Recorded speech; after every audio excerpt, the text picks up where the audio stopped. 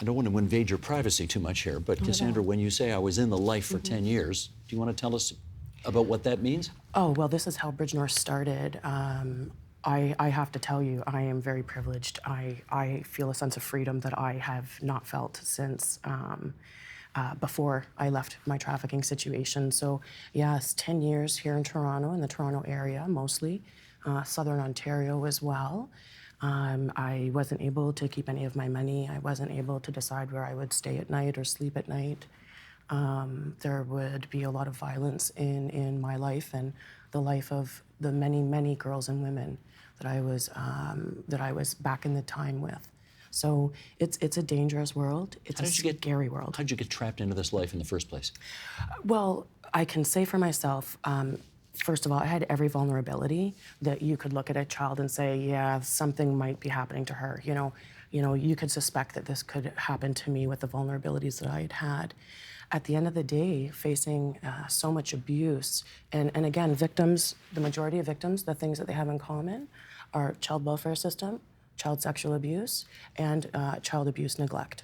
These are some of the three major intersections. And so I come from that stream, but I have to say, it's not anymore for just those kids that you might suspect are being trafficked. It is the average, everyday child that is sitting at home using the average, everyday social media platform.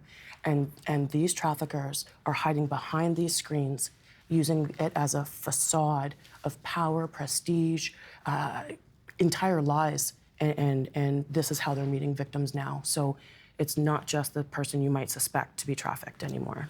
How'd you get out of it? Oh, I wish I could say I was courageous. I really wish I could. I became courageous after I left the life. But actually, my trafficker took up with another victim. I was at what's called a main or a bottom. And so that means that my trafficker anyways took up another victim. And that's how I got out. Did your trafficker eventually go to jail, or was there justice sought? Well, at the time, actually, I've had the privilege of watching police services entirely shift their position and change. And I don't mind publicly saying that it is quite incredible. In the day, I used to be getting arrested on a regular basis. Now, I would be recognized as a victim of this crime, today's date. Gotcha. Let's, Sheldon, if you would, let's bring up quote board number 1 here, and we want to follow up on this angle where Casandra left off. 10 years ago, there was a bill, C-36, the Protection of Communities and Exploited Persons Act. That was passed by Parliament. Bill C-36 treats prostitution as a form of sexual exploitation that disproportionately affects women and girls, and its overall objectives are to, quote, protect those who sell their own sexual services, protect communities and especially children from the harms caused by prostitution, and reduce the demand for prostitution and its incidence. Okay, Gary, since that last decade has transpired, what improvements do you think we've seen in the criminal justice system, perhaps as a result of this bill? I think what has happened with that bill is exactly what was supposed to happen, what should have happened. I think what Casandra was kind of getting at, what was happening is females were being forced into prostitution, into working, into doing sexual service that they didn't want to do. Not only were they being forced to do that, they were then being arrested, being charged by the police.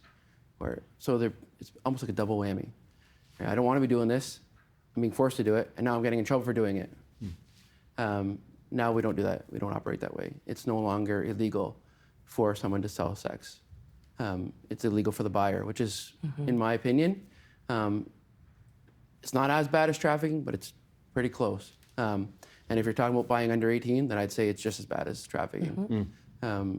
You know, I won't go as far as a special place that you might have mentioned. Special place in hell? You might You get didn't like that saying line? something like that, right? No. But it's horrendous to see somebody that's willing to purchase a young person, and we see it. 16, 17, 15 years old, they're willing to purchase that age. These are men buying children, so it's horrible.